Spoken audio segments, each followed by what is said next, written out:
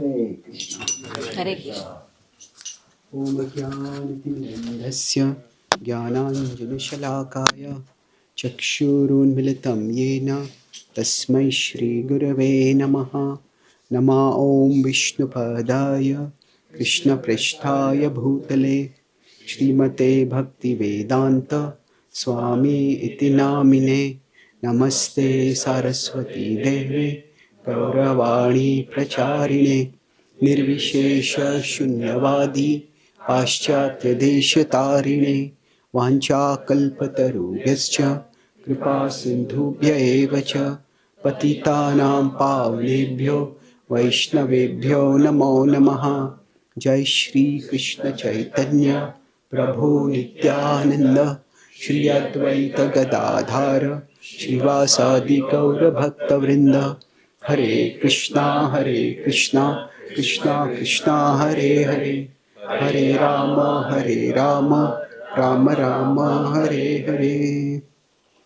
My dear Lord, please help us understand the depth of devotion in the hearts of your great devotees and let us be inspired to develop a drop of similar devotion.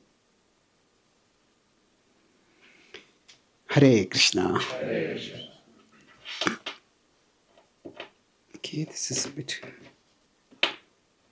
straight.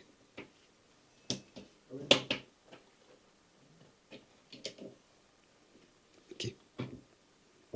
So today morning, I'll be trying to do something which I've been trying to do for the past 5 years. Basically, I have been studying the Bhagavad Gita to understand the flow of the Gita.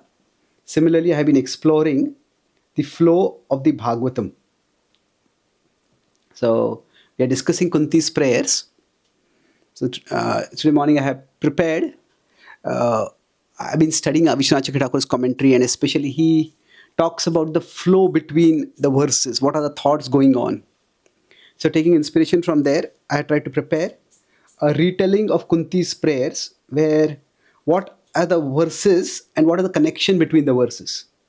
So, I was trying to do it till now with using Prabhupada's translations or Chakravarti Pad's translations. Chakravarti Pad doesn't translate, but he does in the Anvay. So, with that, I felt that the flow becomes clearer and the devotional connect becomes easier if I try to put it in a flowing conversation. So generally, if you see, if you are doing translation of somebody's class, now if you try to translate every word exactly as it is, sometimes you have a shabdartha but not the bhavartha. Right? We want to convey the exact meaning, but we want to convey the emotion also. So let us. I would request different participants to read one of. Do we have a mic, or we don't need a mic? We have a small audience over here, so it's okay. But that's okay. We can read it. So let's look at the context. What has happened over here in the Srimad Bhagavatam? If we consider, I'll just give a broader context of the Bhagavatam. The Bhagavatam has how many cantos? 12 cantos. How many chapters? 335 chapters. Good. Now, among them, the first canto has how many chapters?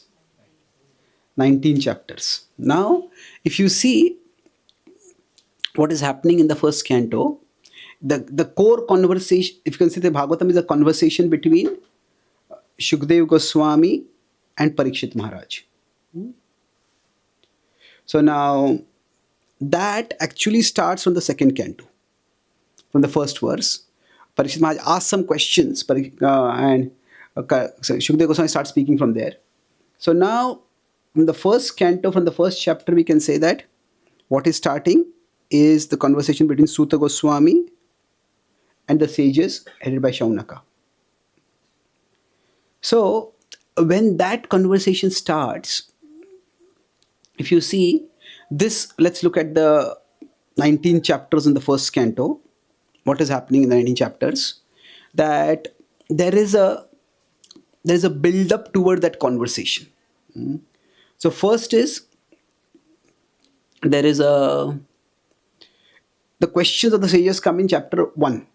That's what actually starts off the conversation.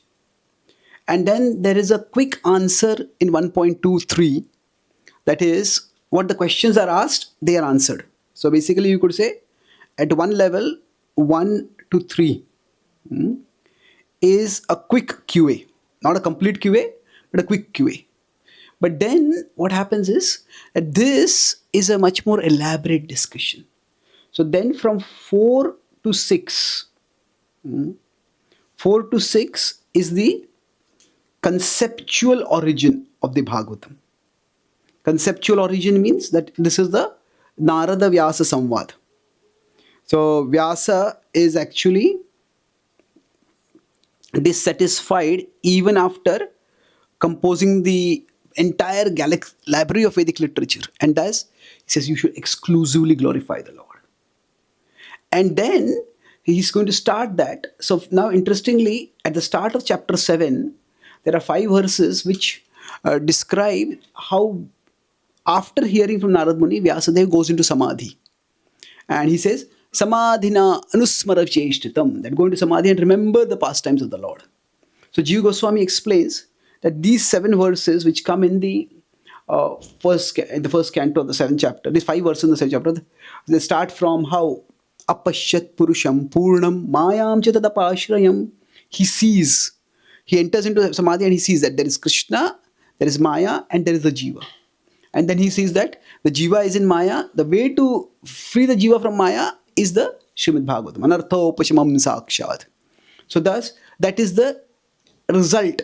And then from there onwards, in very briefly in the 7th chapter, Shukdev Goswami's history is described. How he became enlightened. That is described in very few verses.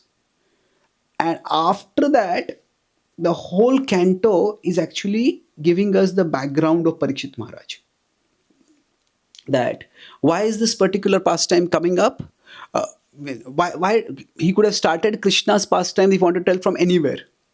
He starts from the point when Krishna and Arjuna are chasing Ashwatthama. After he has killed the sons of Abhimanyu is already killed and the sons of Draupadi are killed. So now the point is, this particular incident illustrates how precious Parikshit Maharaj is. So Parikshit Maharaj is special. He is special from both a material perspective and a spiritual perspective. Material perspective, what is it? He is the only heir. That there is no other heir. See, normally when there are kings, they are concerned about having children. Who will be the heir? Now, quite often after they have an heir, they're still worried. What if something happens to the heir? So then they have a spare. But in this case, there is no spare available. So he's the only surviving heir. So now, from that perspective, is materially special. Now, how is he spiritually special? It is Krishna who comes and saves. In fact, Krishna doesn't just save. The Acharya says Krishna revives him. He's killed by the Brahmastra, but he's revived. And it is at this time when it's almost like the Pandavas are supposed to celebrate victory. That's the time the victory becomes bitter because all their sons are killed. Then the last survivor is about to be killed and he is miraculously saved. So after saving him, Krishna is now going to depart. And at that time when Krishna is about to depart, at that time Kunti starts offering her prayers. So that is the 8th chapter of the Srimad Bhagavatam. So in this context, it is that Krishna, who has done so much for the Pandavas, who has constantly saved the Pandavas, that Krishna is about to depart. So the way we'll do it is, we'll recite let's see if you can recite the Sanskrit once. If all of you are familiar, we'll recite it together. Should we do it responsibly or together? Okay. Let's do one thing. Let's recite it together. Together, let's do it. Kunti uvacha manyas namasye purusham tvadyam ishwaram prakrite param alaksham sarva bhutanam antar bahir avasthitam. So I have tried to retell these verses so that the smooth flow comes in over there. Who would like to read the 18th verse? My obeisances to you, O Supreme Lord, who are forever personal and transcendental. Though you are present inside everything and outside everything, still you remain invisible to everyone. So alaksham sarvabhutam. So the connector, the link between the two verses. Who would like to read that? Yes, please. You say I am invisible to everyone, but now have I not become visible? Yes. Who would like? We'll just continue reading. We'll recite after some verses. You are normally invisible to everyone because they are covered by the veil of illusion, because you exist beyond the range of sense perception, even when you make yourself visible to the senses. Oh dear, what happened over here?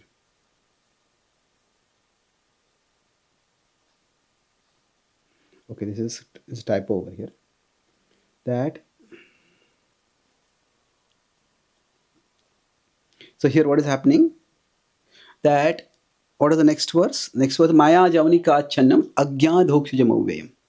So you remain invisible to this, even when you make yourself visible to the senses. Actually, I don't know what happened. I prepared all this today only. So I got the point over here is even when you make yourself visible to the senses, people still don't recognize you, just as an unformed audience does not recognize an actor playing a role. So playing okay, playing a role. I don't know. So this is why Krishna says he said that nato natas nattas dharayatha, that an actor. So Krishna is saying, I am visible to you now. Can you not see me? Yes, people can see now, but they don't understand. So then, go ahead. Why do I place it? Okay, we can just go sequentially then one by one. Instead of worrying about who will read.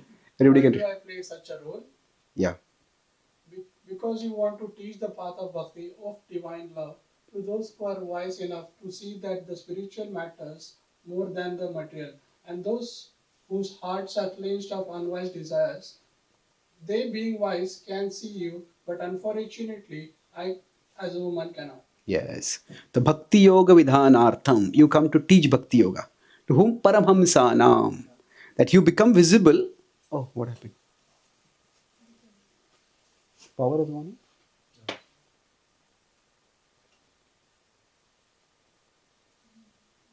It has become invisible. Now it has become visible. Okay. So Paramhamsanam, that those who when you become visible, who can recognize you? Those who are wise. What does it wise means? That they understand that the material is not as important spiritual. They are Paramhamsas. What is the essential? And then Muninam Amalatmanam. Their hearts are free from impure desires, from unwise desires. They can see you, but I cannot. How katham pashem histriya? How can I see? So then here see, the word see has two meanings. One is literally physically see, the see is understand, isn't it? Suppose we are having a conversation, we say, I see your point. That does not mean there's a point hanging in space that we see. I see your point means I understand. So katham pashyam hisri. How can I see you? Right, no? You would like to read? Yeah. How do you see me then? So basically in between Krishna is speaking. That how do you see me then? I So- see you. Sorry. Yeah. I see you as a special person named Krishna, who was born to Vasudev, who is the beloved son of Devaki, who is the prince charming of Nanda Maharaja and the cowherd men, and who bestows joy to the cows. To you I offer my obeisances. Yes, so this is the well-known verse. Krishnaya Vasudevaya Devaki Nandanaya Cha Nanda Gopakumaraya Govindaya Namo Namaha. Yes. If you see me as a cowherd voice, then why do you offer obeisances to me? Yeah. Because, my lord, I know that you do not belong to this world. Even when you are in this world, indeed, I offer obeisances to you, O Lord, about whom everything is transcendental. Your navel is like a lotus. Your garment is like made of lotus. Your eyes is our lotus light, and you bless this earth with your lotus feet. Yeah, this is Namaha Pankajanabhaya. It's not garment, garland it is, sorry. Your garland is made of lotus. So we'll read the translation, then we'll recite the verse. That will be easier then. Let's recite it together. Namaha Pankajanaabhaya, Namaha Pankajamaline, Namaha Pankajanetraya, Namaste Pankajangraye. Yeah. Why do you consider me to be transcendental? Because of your extraordinary actions that no human being can do. You protected Devaki from deadly demonic Kamsa, and you have protected me from many similar and greater dangers. Yes. So we know this verse. Yatha Rishikesha Khalena Devaki Kamsena Rudhati Chiram Shucharpita Vimochitaham च सह आत्मजा विभो त्वयैव नाथेन मुहुर्विपत्कणात्.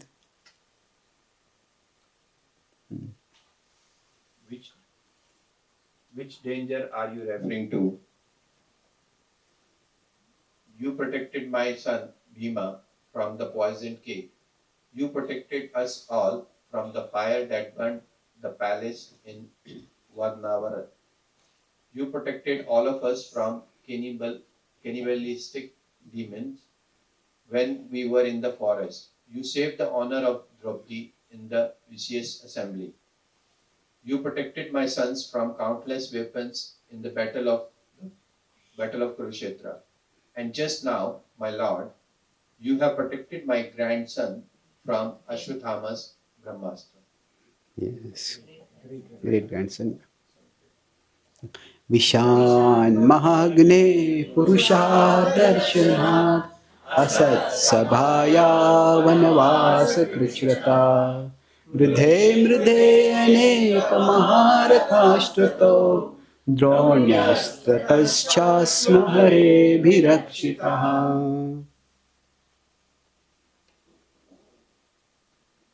Come ahead so that you can also see it. Yeah, please come this way. Lots of space here. Yeah.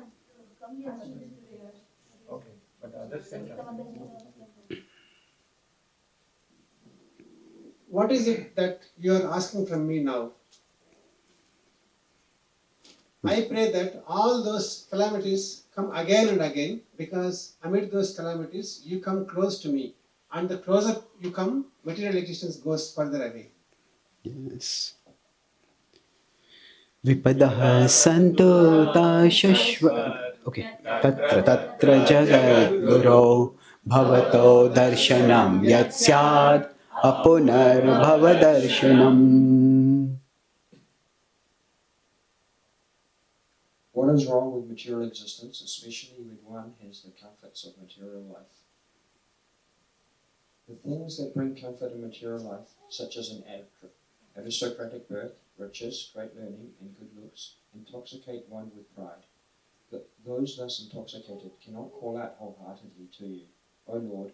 Only those who realize the emptiness of all material things open their hearts to you. Janmaishwarya shruta shribhir edhaman madah puman naivarhatya vidatum vai twamakinchana gocharam.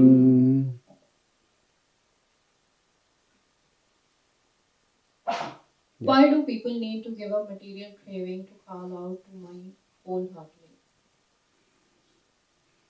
Because you, O Lord, reveal yourself as a supreme treasure only to those who don't consider anything else to be a treasure worth giving their life to. You exist beyond the marks that create such material misconceptions. You are peaceful and self-satisfied. Those who are liberated from the pull of the modes seek you as their Lord. To you, my Lord, I offer my obeisances. Yes. Namo akinchana vittaya. As long as we think something else to be our treasure, then Krishna doesn't reveal himself to us. So, Atma Ramaya Shantaya Kaivalya Pataye Namaha. So, let's look at this. Namo kinchana vittaya nivritta gunavrittaye Atma Ramaya Shantaya Kaivalya Pataye Namaha.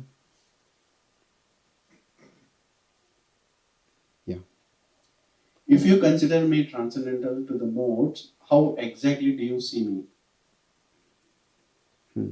I see you not just as the person standing before me. I see you also as eternal time and as the Supreme Lord without beginning and end. You are equal to all. You do not cause people to fight. They fight because of their own misconceptions. Manye tvam kalameshanam anadinidhanam vibhom samasnarantam sarvatra bhutanam yanmitha kali.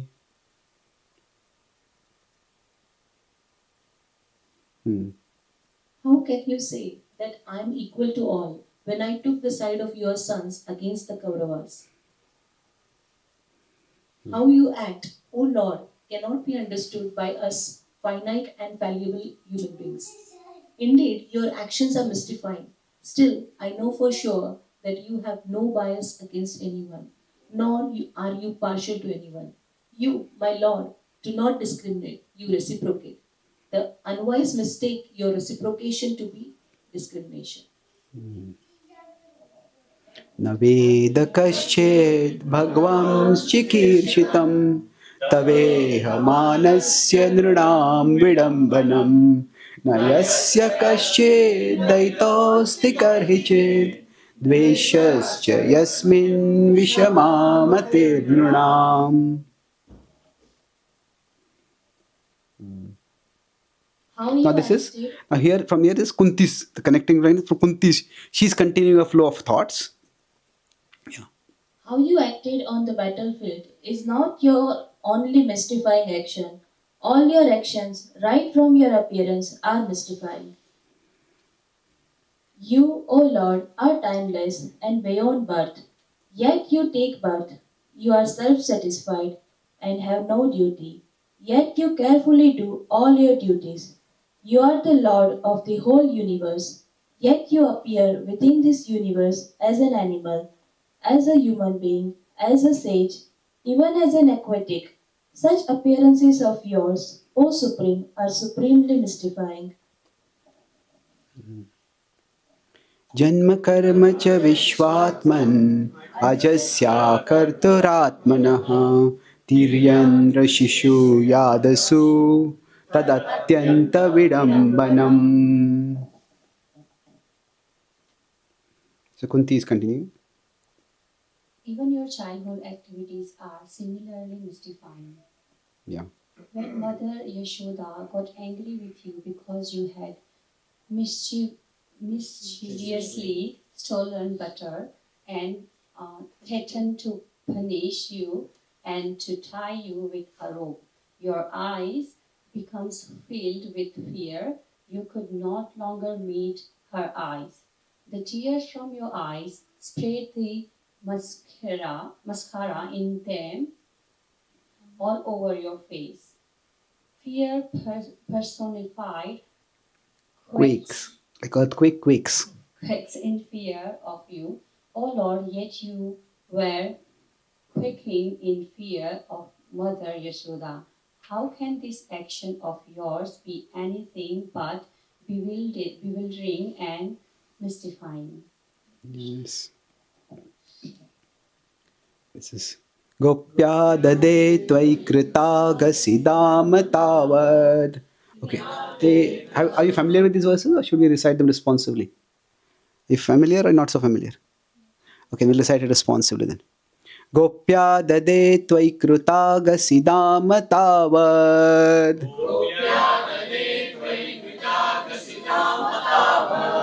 या ते दशाश्रुकलिलाञ्जन सम्भ्रमाक्षम्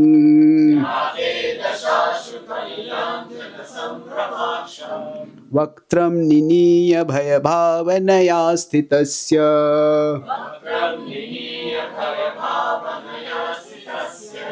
सा मां विमोहयति भीरपि यद् बिभेति.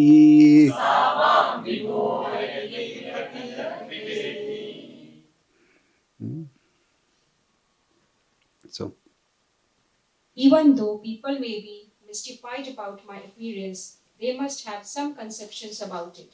What are those conceptions? yeah.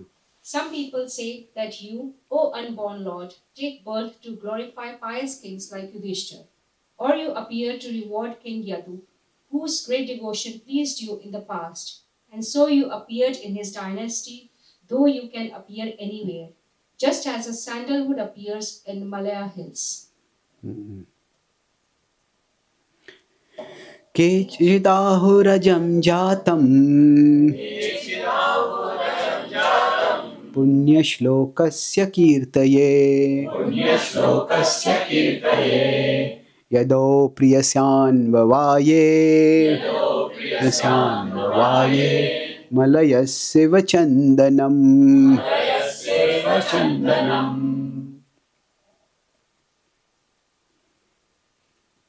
Yeah. What are the other theories about my appearance? Other people say that because saintly Vasudev and Devaki prayed to you, you appeared in this world to fulfill their desire, fulfill their heart's longing, and to simultaneously protect them by killing the demon Kansa who was persecuting them. Yes. अपरे वसुदेवस्य देवक्यां याचितोऽभ्यगात् अजस्त्वमस्य क्षेमाय वधाय च सुरद्विषाम्.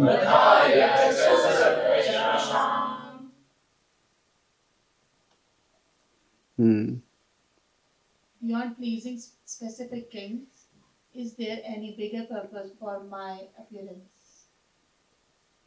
When the earth becomes overburdened and tormented by the demonic rulers who exploit its resources and residents, Brahma prays to you seeking your intervention, and thus you appear to relieve the earth of its burden. भारावतारणायन्ये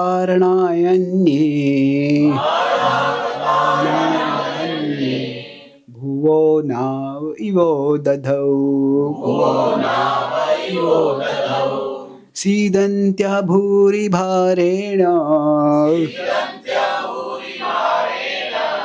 जातो यात्मभुवार्थितः.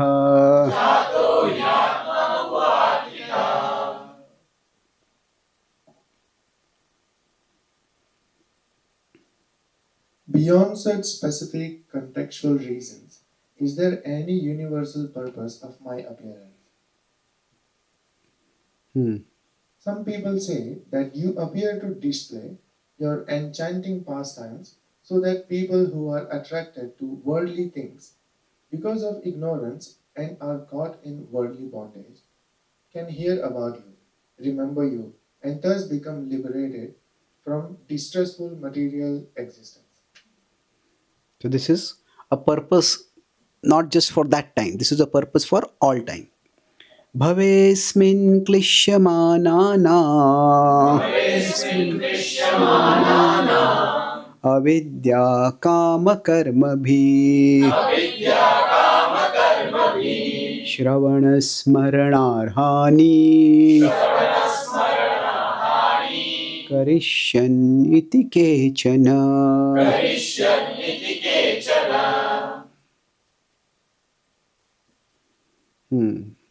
How do my pastime liberate people from material existence? The more people hear, sing, remember, and delight in your pastime, the more they realize and relish your supreme attractiveness. Then their heart flows towards you, and the flow of material desires can no longer pull them into material existence.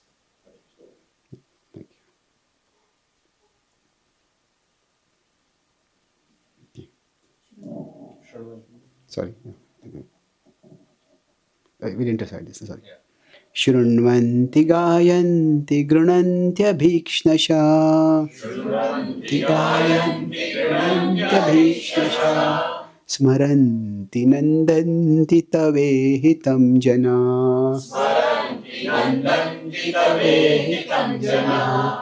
तयेव पश्यन्त्यचिरेण तावकः पश्यन्त्यचिरेण तावकम् भव प्रवाहो परमं पदाम्बुजम् प्रवाहो परमं पदाम्बुजम्.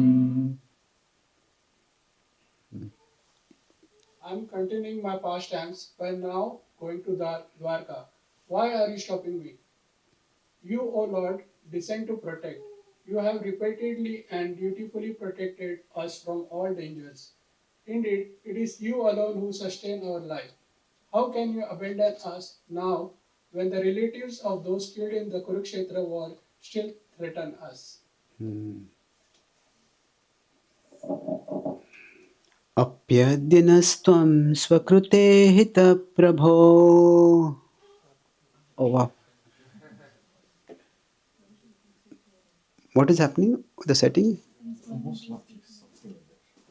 It's not connecting properly.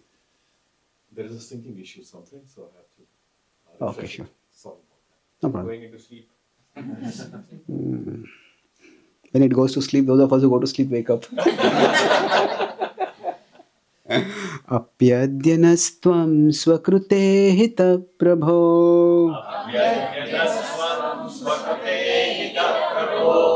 जिहाससि स्वित्सुहृदो जिहाससि स्वित्सुहृदो अनुजीविनः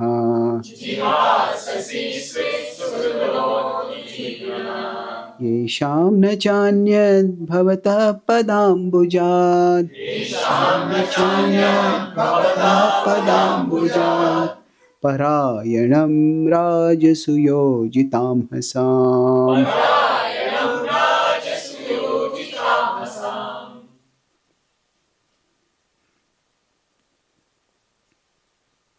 Okay. Your sons are powerful enough to protect you. All our Okay, so power, sorry. This is the verse actually. Some formatting error over here. all our power comes from you, O Lord. Without you, they are like a body without the soul. Yes. I have to figure this out. केवयं नाम रूपाभ्याम् यदुभिः सह पाण्डवा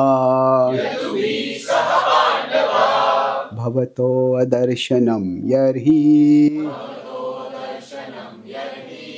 ऋषिकाणामिवेशितुः.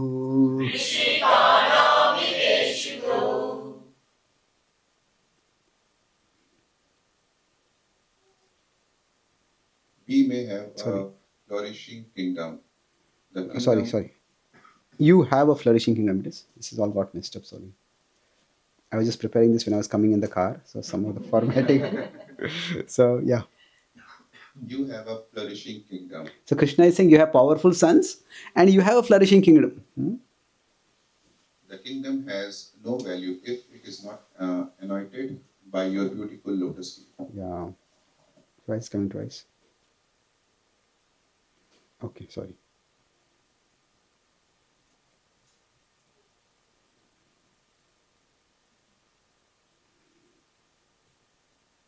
नेयं शोभिष्यते तत्र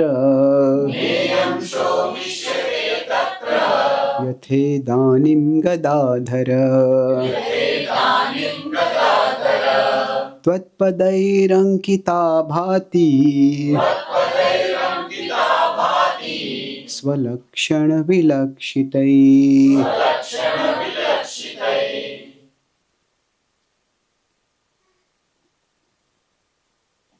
Yeah. How can you consider your kingdom of no value when it is so prosperous? All the prosperity of the farms and the cities and the forest and indeed of everything is only because of your merciful glance.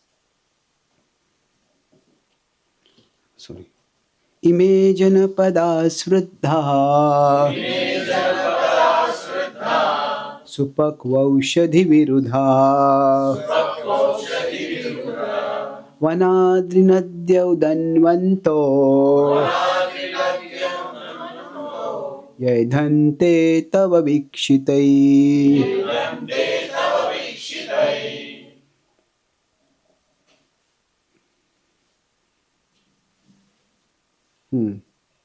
Do you want me to always stay with you and thereby deprive the residents of Dwarka of my association?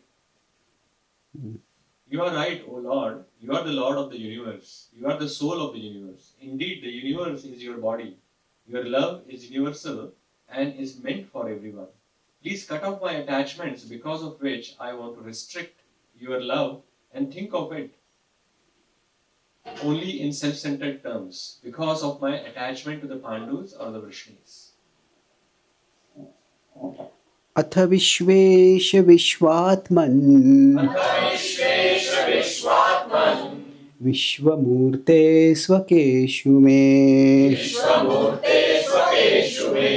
स्नेहपाशमिमं छिन्धि दृढं पाण्डुषु वृष्णिषु.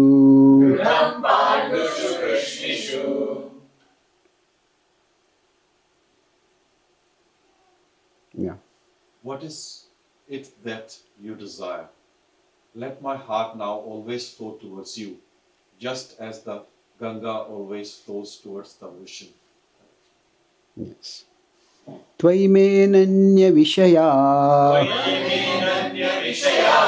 मतिर्मधुपते सकृ रतिमुद्वहता दद्धा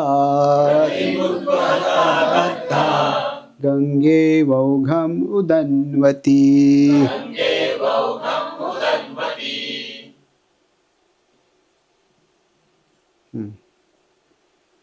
Is there anything that you desire from me then? Yeah. I just desire that you accept my respectful obeisances, and that you, who are the Lord of Arjuna and Draupadi, of the Vrishnis, you who are the destroyer of the demonic kings, you who relieve the cows, the Brahmanas and the sages of distress, you who are the Lord of the yogis, you who are the spiritual master of the universe, you who are the bestower of pleasure, may you always remain the Lord of my heart. Yes, may you always remain the Lord of my heart. Yogeshwara Akhila Guru Bhagavan Namaste. Shri Krishna Krishna Sakha Vrishna Rishabhavani Druga Rajanya Vamsha Dahanana Pavarga Virya Govinda Godvija Surarati Haravatara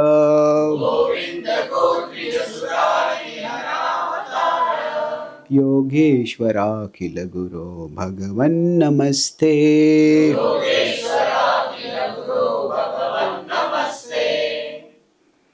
Kunti Maharani ki jai. Any questions? Okay. So I'll take a few points from the session. Let's quickly, we did a flow, but let's try to understand it starts from 18 and goes to 43.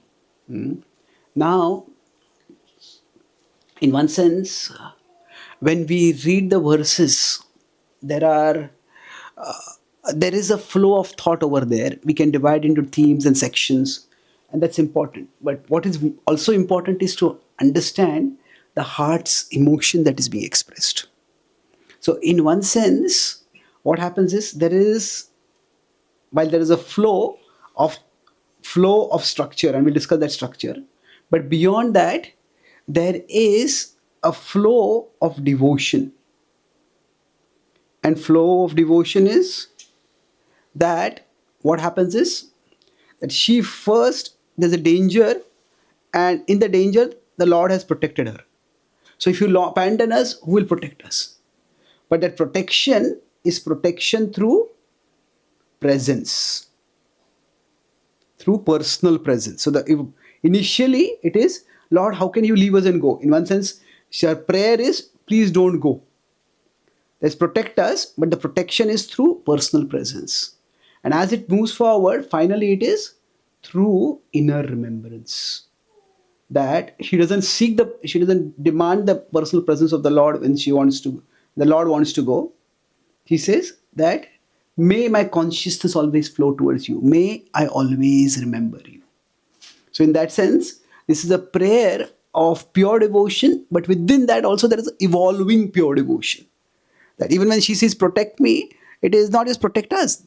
My sons are your devotees. This kingdom is meant for your service. So please protect our service to you, O Lord.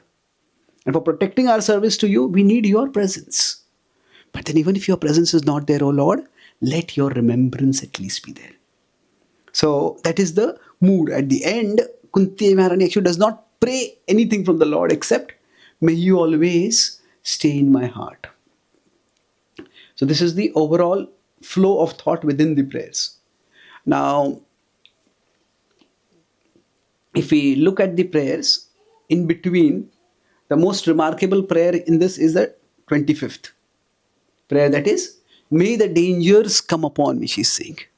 So now, in many ways, in the Bhagavatam, there are many, many dangers that come upon the devotees throughout their life. And it is different devotees, different saintly people, different sages across material existence, across different planetary systems, even different kalpas, different yugas. They still keep experiencing various dangers. And in those, how they turn toward the Lord and take shelter in the Lord. That is what is described. So if we go over these prayers, we already went over it. So she starts by saying, I offer obeisances. So first, what is she talking about is that we can't understand you. We can't see you. That is what she's saying. Alaksham sarvabhutana maya javanika channam. That katham pashem hi striya. So 18, 19 and 20 is, how can I see you? I am just a woman.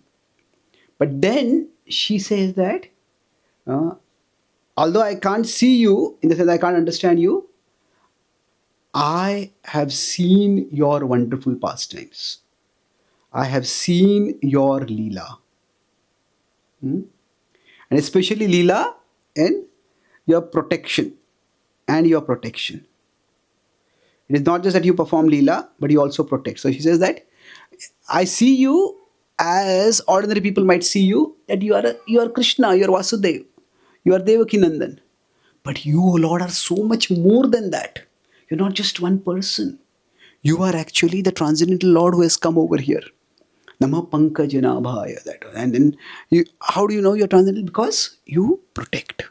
You have protected Devaki, you have protected me, and you protect me from so many dangers. And then, so after revealing her heart and the position of the Lord, then she is making a request. That in one sense, for her, they have got the kingdom, but they are losing the Lord. So she's saying, this is a bad deal, O Lord. I would much rather not have the kingdom and have you. So her mood over here is that, and so 25 and 26 is the most remarkable prayers, that is basically worldly danger is less problematic than separation from you. That let the danger be there, because in that danger I'll remember you. See, for everyone, whenever there is any problem, what do they see as the problem because of the problem?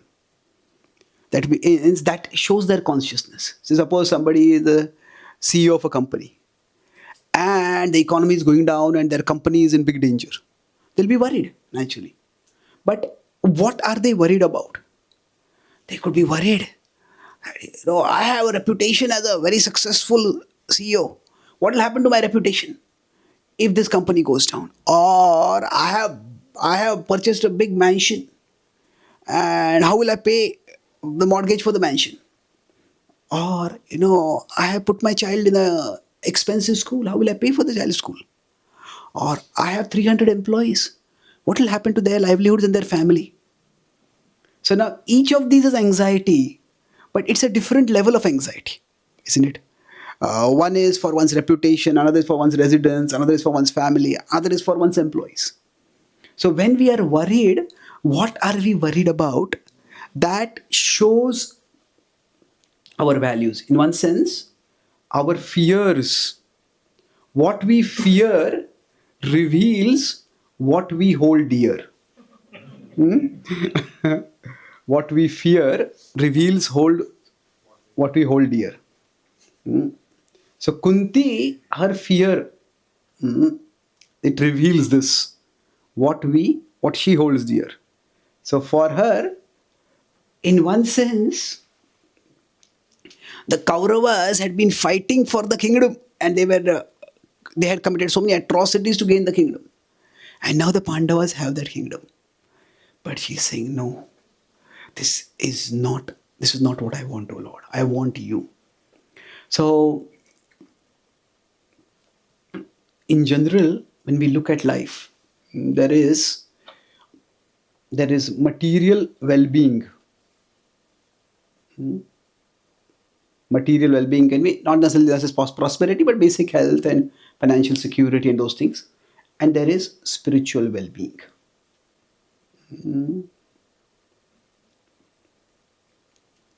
Now, material well-being is there or not there. Those will be two sides of the x-axis. Spiritual well-being is there and not there. Those are two sides of the y-axis. So we will have 4 quadrants. There's material well-being without spiritual well-being. There are neither of the well-beings.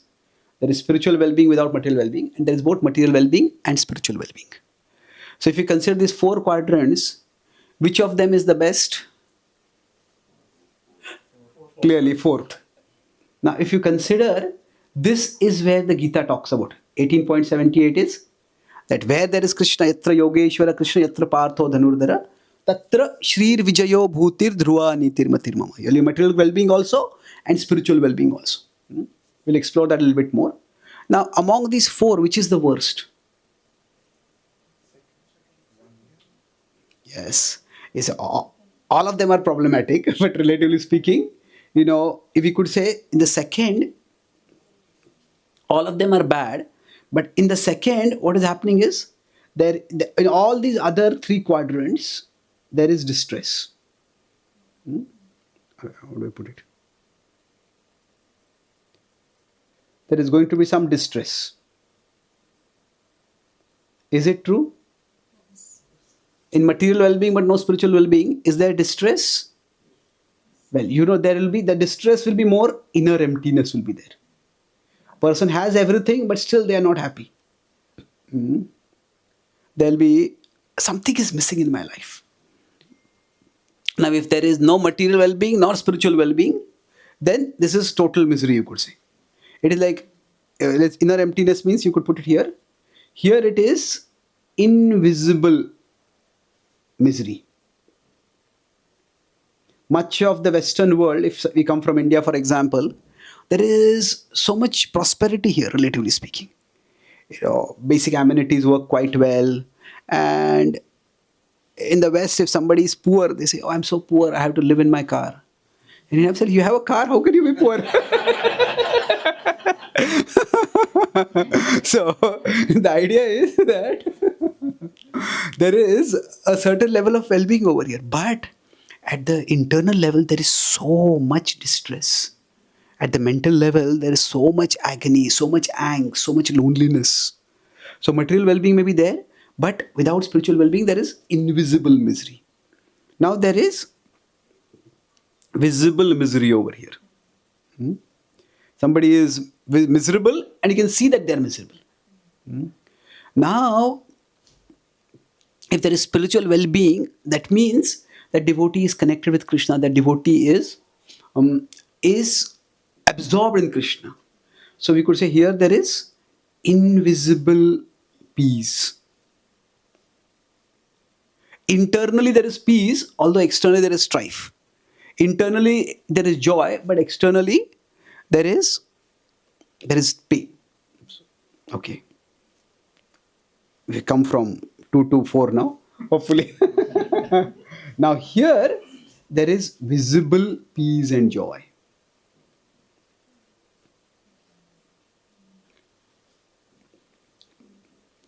So in many ways, actually the mood of the Gita and the mood of the Bhagavatam are quite opposite. The Bhagavatam is largely talking about characters who are in this quadrant 3. That they have, Parikshit Maharaj was a powerful, prosperous ruler. And he was not power hungry. He was virtuous. He was actually doing good to everyone. And so in one sense, you could say he was in quadrant 4, but in one moment, he was just flung out of quadrant 4. Now, when we are flung out of quadrant 4, that means we lose material well-being. Then it is our choice whether we will go to quadrant 2 or quadrant 3. That if we think that my material well-being is, if Krishna does not take care of this also, then what is the point of loving Krishna? Why should I even care for Krishna?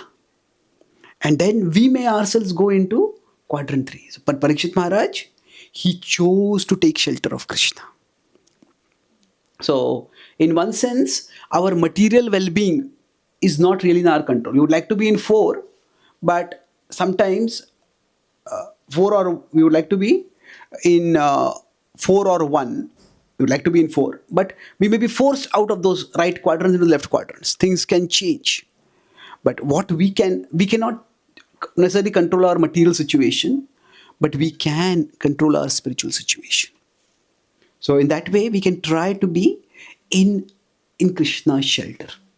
So now, Kunti Maharani is saying that in one sense, right now, Kunti is here. And she is saying that it is better to be here rather than here. That it is better that, my dear Lord, their material problems come in our life, but at least we'll stay connected with you. Rather than we have material prosperity and we go away from you.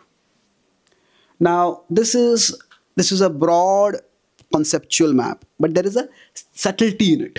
And subtlety in it is that we put material well-being and spiritual well-being as two independent factors. But are they really independent that way? What is the relationship between them? So now, this is not the relationship between the two. This is our position. Are we in material well-being and spiritual well-being? So now let us look at another very important point. This will be the crux of the class today. That say material well-being and spiritual well-being. So broadly, there can be 4 ways of looking at it. That it is material well-being leads to spiritual well-being. The other is spiritual well-being leads to material well-being. The third is material well-being takes us away from spiritual well-being. And fourth is spiritual well-being takes us away from material well-being. So all these 4 possibilities are there. That somebody is poor and they become wealthy. Somebody is sick and they become healthy. And they may become grateful, oh God, you have cured me. And they may become more devoted. Or it is possible that somebody is sick and they pray to God, but then they become healthy and they think, okay, God, I don't need you now. Thank you. Bye-bye. So, material well-being can take us away from spiritual well-being. Now, similarly, spiritual well-being, if we become more spiritually connected, we become more internally satisfied, we are not so much controlled by, we may have some unhealthy habits, like somebody is an alcoholic, and then they turn towards God and they pray to God, I'm helpless, I just cannot overcome this addiction. Now, we may not have alcoholism problem, but we may have other attachments. And those attachments are making our life miserable.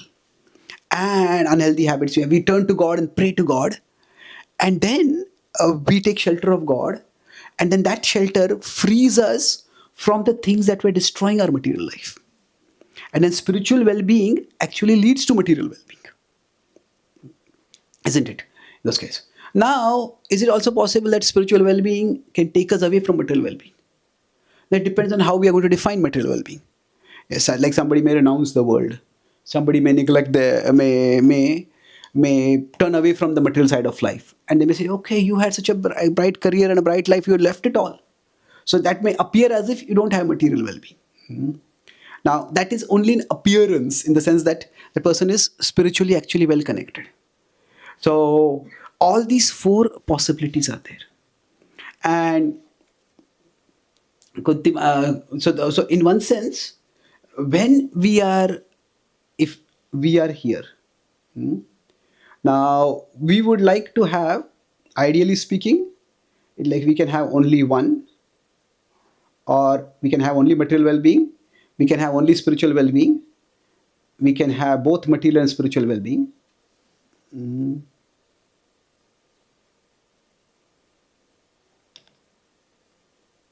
Or we can have nothing.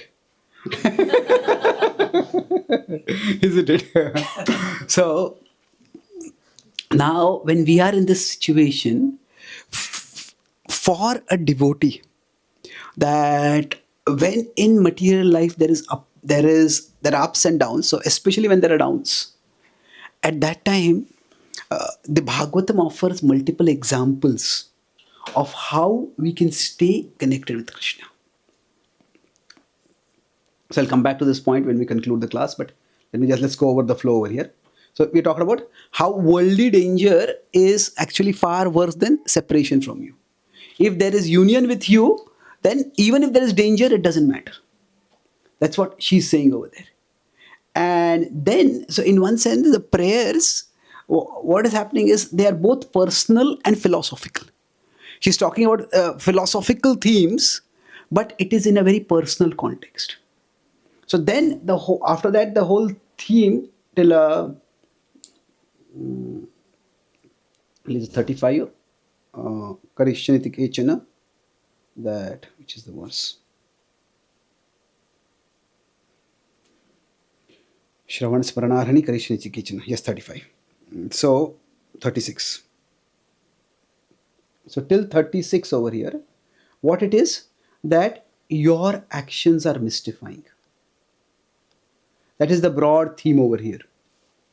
That if your presence, I would prefer your presence to problems in the world, but then you are leaving us.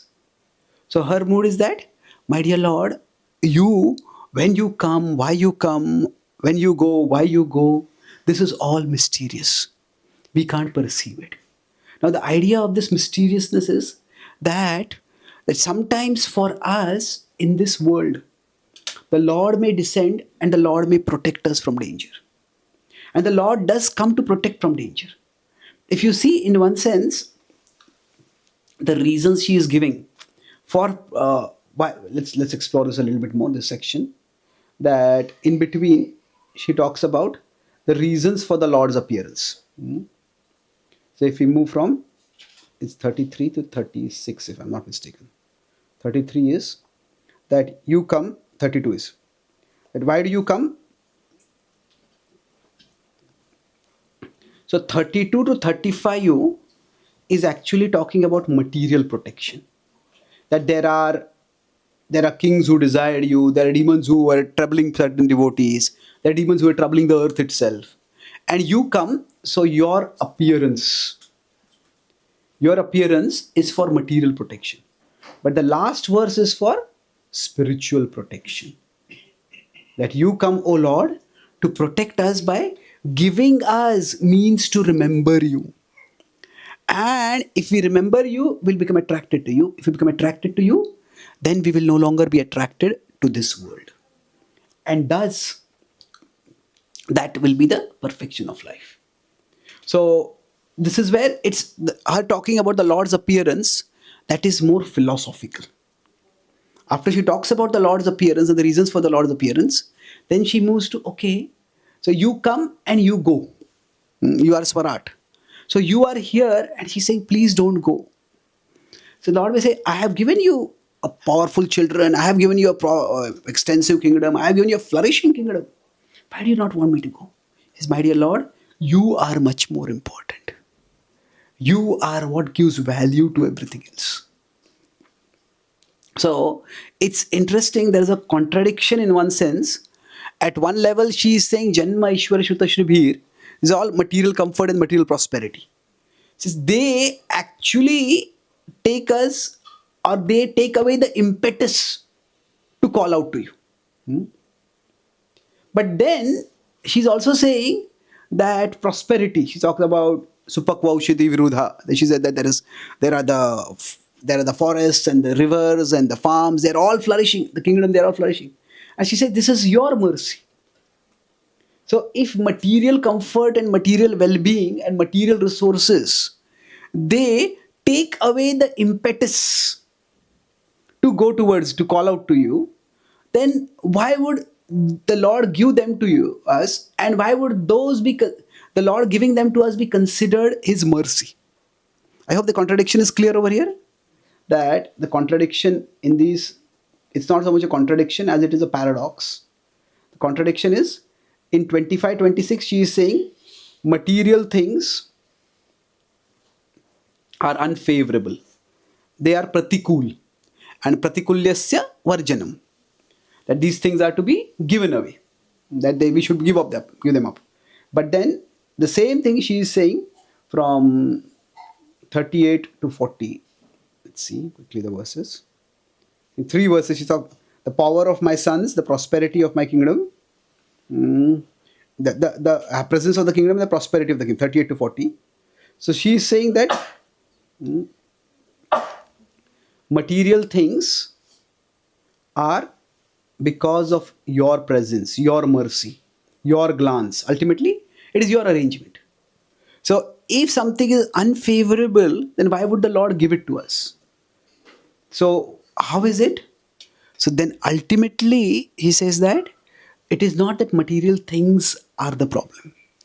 It is how much we value material things. If we value material things more than Krishna, that is when it becomes a problem.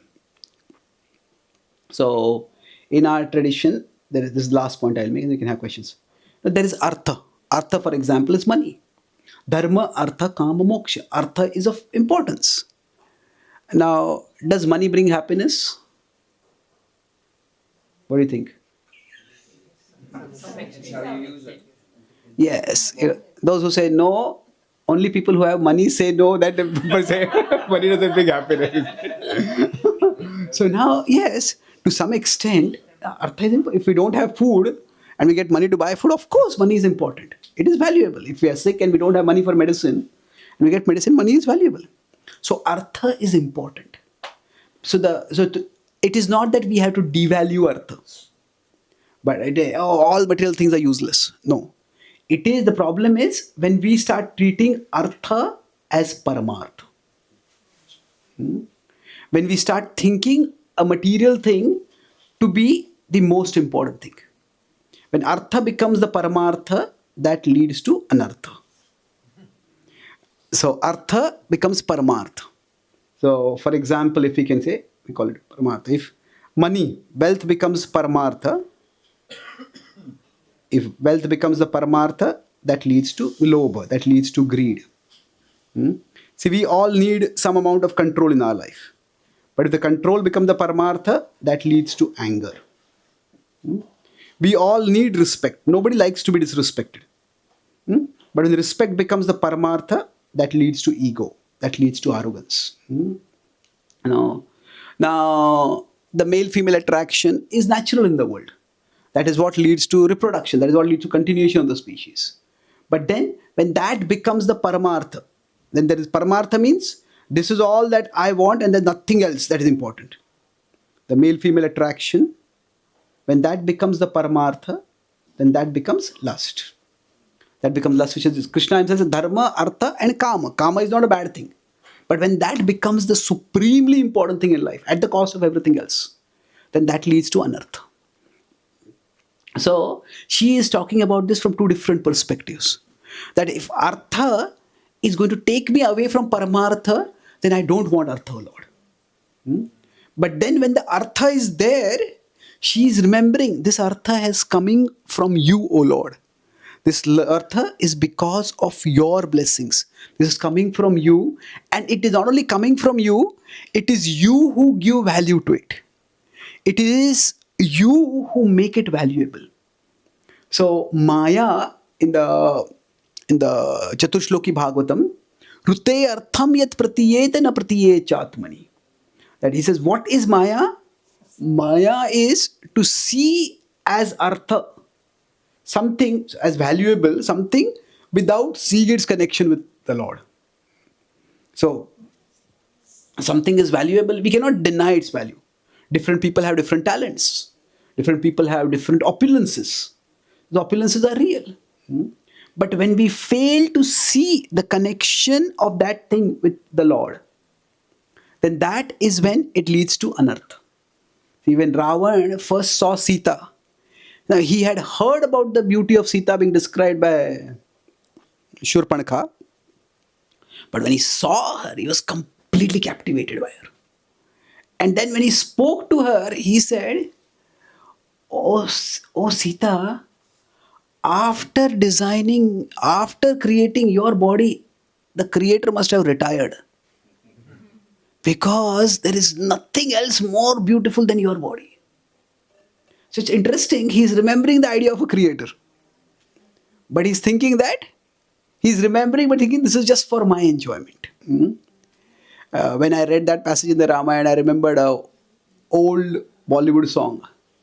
तारीफ करूं क्या उसकी जिसने तुम्हें बनाया.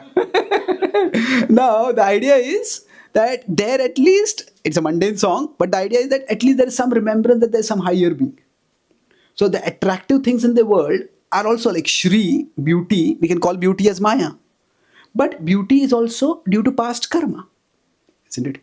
It is Janma, Aishwarya, Shruta, Shribhi. These things come because of one's past karma. And what comes because past good karma? That can we call wealth as Maya? Can we call intelligence as Maya? Well, depends. It is Maya in the sense that if it makes us forget Krishna, then that is unhealthy. But if it does not lead us to forgetting Krishna, then it is not unhealthy. So the idea is that for us, Artha and Paramartha, what is the relationship for us? I talked about it earlier. That we should be clear that Paramartha is more important than Artha. And our focus primarily is on Paramartha. That I want to make sure that I will never give up Krishna. Now, so this is the most important. Now, if we can have both, that is good. If I can have Artha and Paramartha, that is good. But what should not happen is, for the sake of Artha, I give up Paramartha. This is bad. So, okay, it's not clear. This is the most important. This is good, but this is definitely bad. So, she is not saying that Artha is bad. She is not saying that I'll give up the kingdom.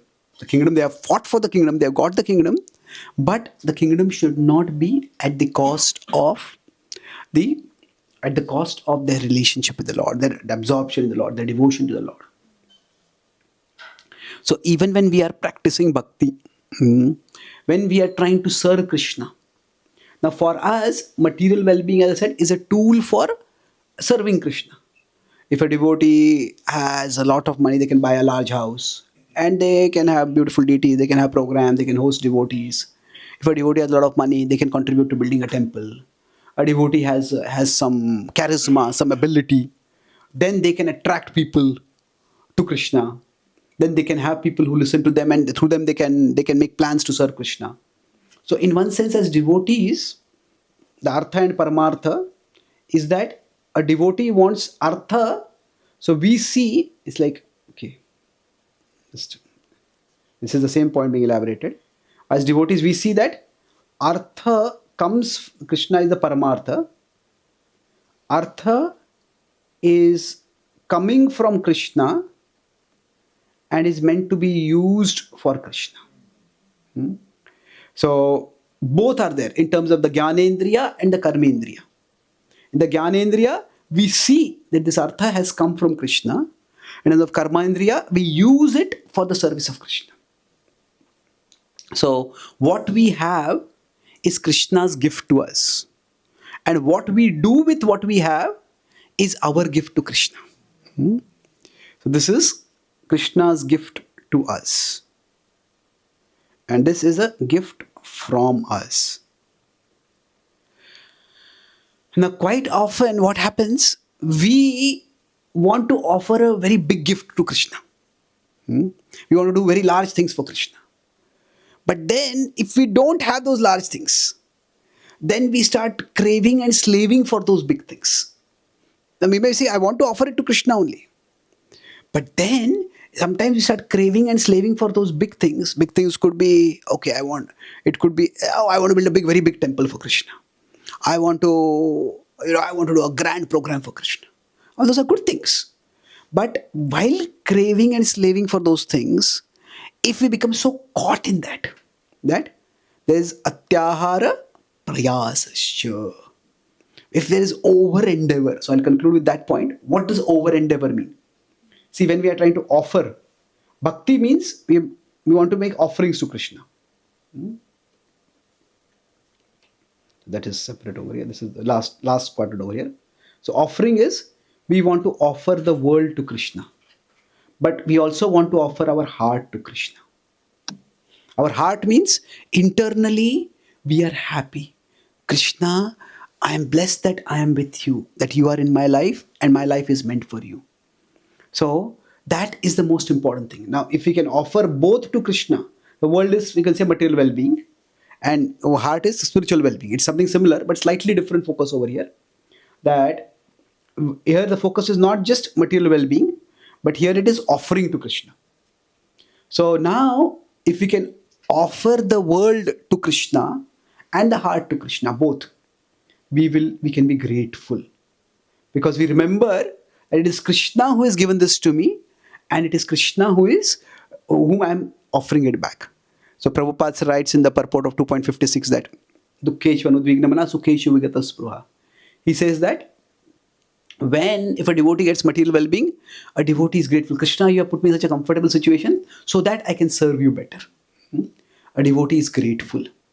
Now, if we can't offer our world to Krishna, that means services we are doing are not working out, whatever we are doing, at that time we can be graceful. It's still not, we can't be grateful because things are going wrong. But still, Krishna, these things are not working out. But Krishna, you are still with me, and I will still be with you. So even when Srila Prabhupada had no success in his preaching for 30, 40 years in India, when Prabhupada went to America, he looked back at his life, and you could say many people by the age of 45, 50, sometimes get a midlife crisis. What did I really achieve in my life? Sometimes that can happen for devotees also. When practicing bhakti, but okay, what have I done in my service? Is there anything to show? Prabhupada had practically nothing to show. But Prabhupada was never bitter. Even though he was alone, he was penniless, still he was with Krishna. He was graceful. Now, if neither the world is being offered to Krishna, neither is our heart being offered to Krishna, this is where we'll be resentful. Resentful is nothing is working. We'll be filled with negativity and bitterness. Most of the materialistic world people are in this category when things are not working for them.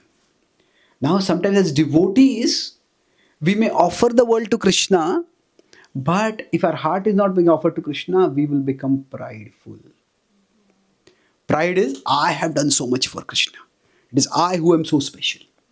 So I am offering to Krishna in that I am offering to Krishna.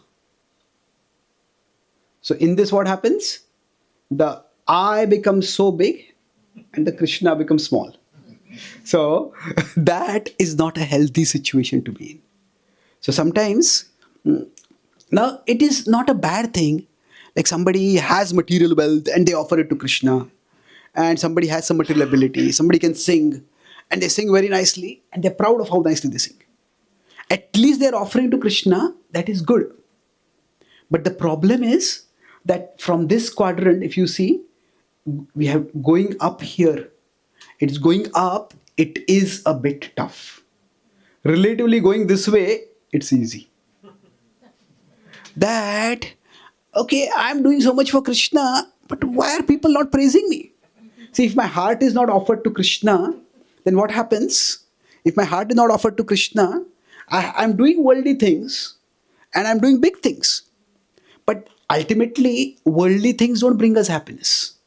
So then, even in devotee circles, sometimes we may want more and more power, more and more position, more and more praise. And when that doesn't come, then we start thinking, what is the point of serving Krishna? I did so much. Why should I continue this? So, if this is where, if we are struggling too much to offer things to Krishna, this is the path of prayas. Prayas is where we go in a direction, we start endeavoring so much that we go away from Krishna. Now, this does not mean that we should not be endeavoring. The Gita also says that Satatam kirtayanto mam yatantasya drudavrataha. That we should be offering in this world also things to Krishna. Krishna told Arjuna, fight. So that is also there. But the idea is mam anusmara yudhyacha. Put first things first. Remember that Krishna is the most important thing, and then we fight in the world to offer the world to Krishna. That is fair enough. That is good. So we have to have Drudhavrataha. That without having determination, we will not be able to offer ourselves to Krishna or offer anything in this world to Krishna. So Prabhupada could have said, I'll stay in Vrindavan, my heart is offered to Krishna. But Prabhupada also wanted to offer the world to Krishna. So many people who start initially, they may be in quadrant 1. That's okay. And it's like we don't lifelong stay in one quadrant. We may also move to different quadrants. So Kunti Maharani's mood is that I don't want to, for the sake of material well-being, I don't want to go away from you. You have given the kingdom to me, kingdom to us. Let me remember, let you be the Lord of my heart. So that you be the Lord of my heart means what? Yogeshwara Khilo Bhagwan Namaste. That means let me always stay in this upper half. So let my heart be with you always. So whether there's material well-being or there's no material well-being. So as devotees, we don't have to go out of our way to pray for trouble. We don't pray for trouble. But what we do is we pray for serving Krishna. And if serving Krishna leads to some trouble, a devotee accepts that trouble. It's not that a devotee runs away from the trouble. Oh, I just want to be comfortable in my life. We don't go out of our way to create trouble. We don't go out of our way to run away from trouble. We keep moving towards Krishna. If moving towards Krishna brings material comfort and material prosperity, wonderful. If moving towards Krishna brings material trouble and material tribulation, it's okay. We'll deal with it, but we'll keep moving towards Krishna. So in this way, Kunti Maharani's prayer is that let my heart always keep flowing towards you. So I'll summarize what I discussed today. We discussed Kunti's prayers.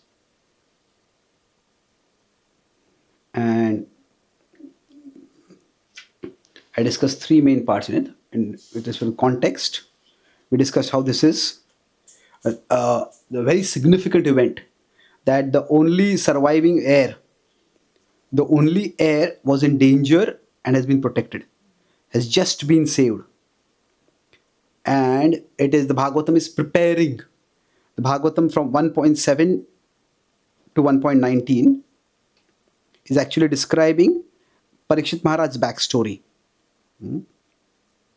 That is how he appeared, what was his Parikshit, how he was special materially and spiritually.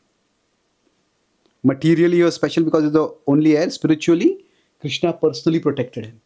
So the Bhagavatam's theme is that if the Lord went out of his way to revive Parikshit Maharaj when he had died, then the Lord who came to protect Parikshit Maharaj, would that Lord abandon him at the end of his life?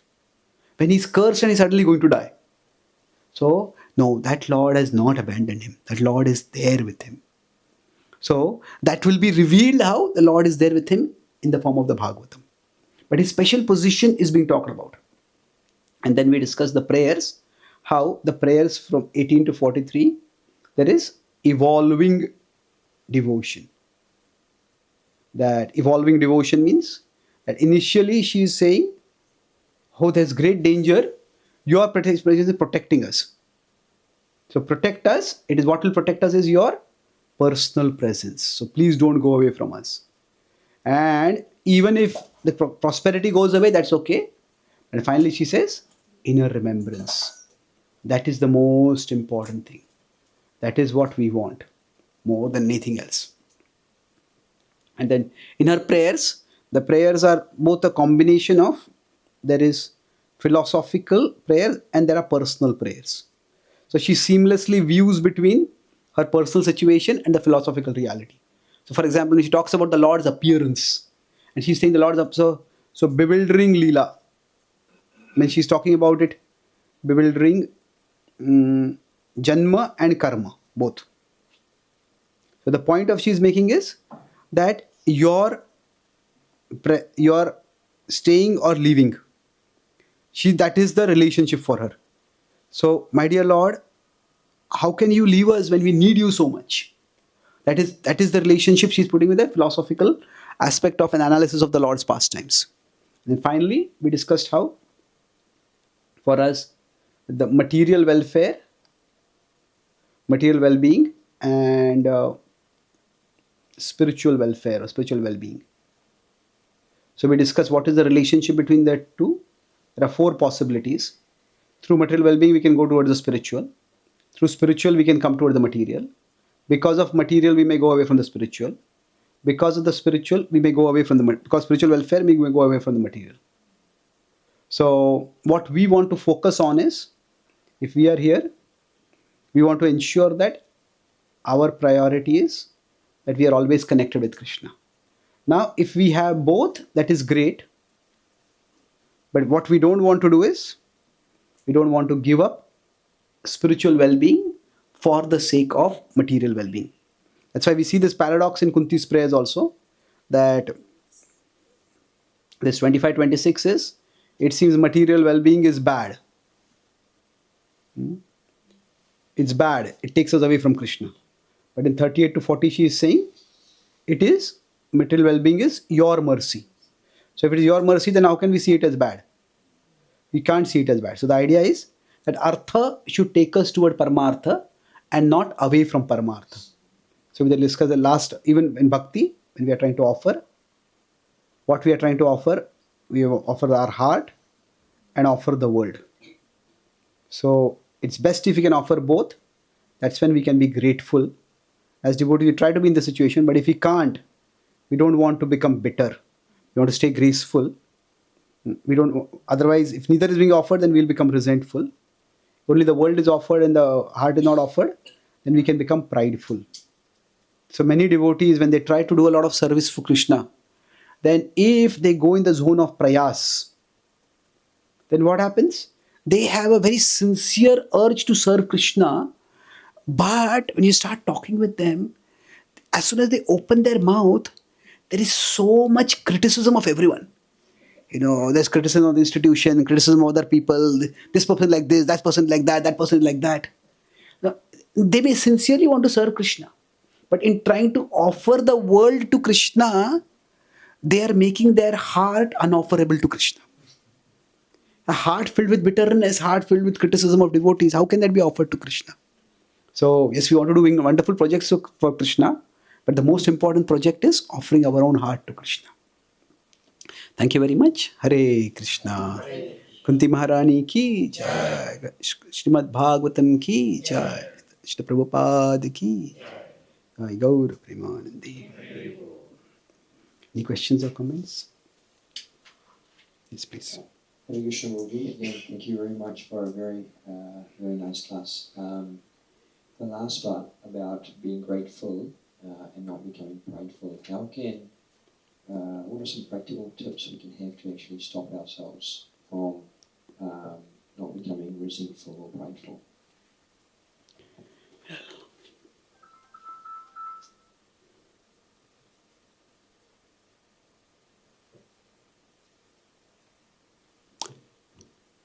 See, three things are there.